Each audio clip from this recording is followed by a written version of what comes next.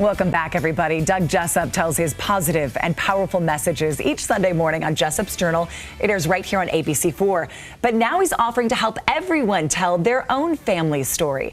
And Doug is joining us now in this sponsored interview to tell us more about family heritage stories. And Doug, you like to do these extended, longer interviews. Oh, yeah. Because that's when you get into the real stuff. Because one question is, nice and wonderful, but it's the second, it's the third question where people start opening up and telling their stories, because to me, stories have power, and everyone has a story, even if they don't think they do. One question is the setup. You don't get to the meat until you get to 2, 3, 4, and 5. I agree. That is very true, because you're a pro at this stuff. And the thing that's interesting is I've been doing these kind of things for a long time. So I'm 12 years old, okay?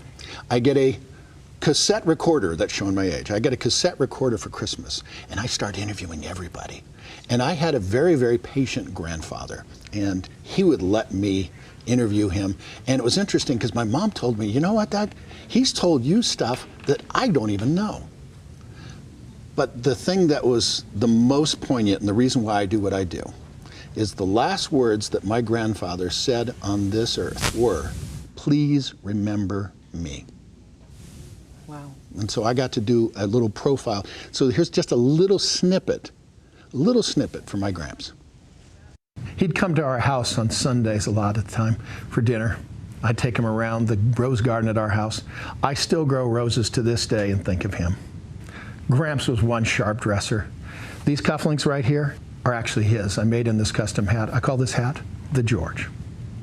So Gramps, when you say, "Please remember me," I got you covered. I think everybody wants that, Doug. Yeah. Everyone wants to be remembered, and they want to be remembered for their story. Yes. And that's why you've started Family Heritage Stories. Exactly, because family heritage stories, those are those things that if they don't get passed down to the next generation, they're gone. Those stories are lost. And we need to remember those stories and to be able to help pass those down. I look at this and say, okay, Nisha, your dad's been gone for a while. What would it mean to you to have a video of your dad telling his story? Doug, I didn't do that with him. He's been gone 21 years, and I don't have that. Yeah.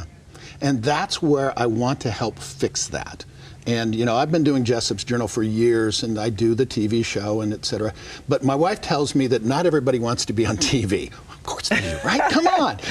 So I'm doing these interviews inside the studio that I do my show, and let people tell their stories, but not on TV, okay? So, like, for example, favorite stories. I remember I got to interview you. You did. And you don't get interviewed very often. No, I tell other people's stories. I don't typically tell mine. But, here's the thing. I remember I asked you, how do you want to leave your mark? And I have to say, now, you and I have been friends for a long time, and there's something that people out there may or may not know. Okay, this woman right here, she wants to be remembered as authentic, okay?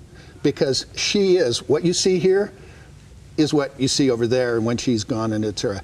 But I remember I told you, I said, okay, I want to find out, what was your favorite interview? Do you remember? Brooks. Well, I don't have to think. Garth Brooks, what's your favorite interview? My favorite interview?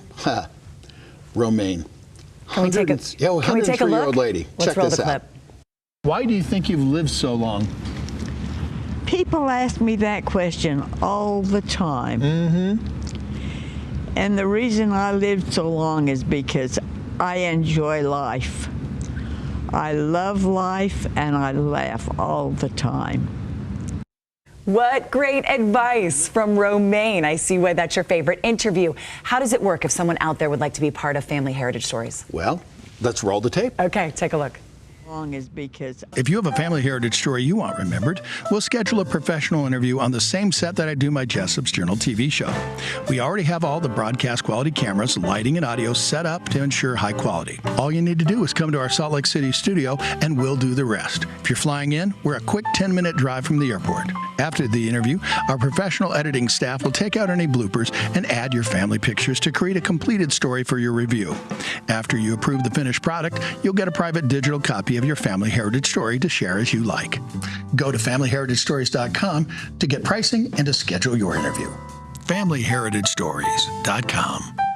Doug just gave you the website, but that is it right there on your screen, familyheritagestories.com if you'd like to know more. And there is the phone number. And Doug and I were talking in the break. Don't wait till you are 103. I mean, there's still time if you're 103, but do it now. Yes. Do it now, no matter your age, so you preserve those memories and those stories for your family. He's also on social media. That's on your screen. And there's a link on our website at abc4.com/GTU. Doug, thank you so much for that sponsored interview. Thank you. Good to see you.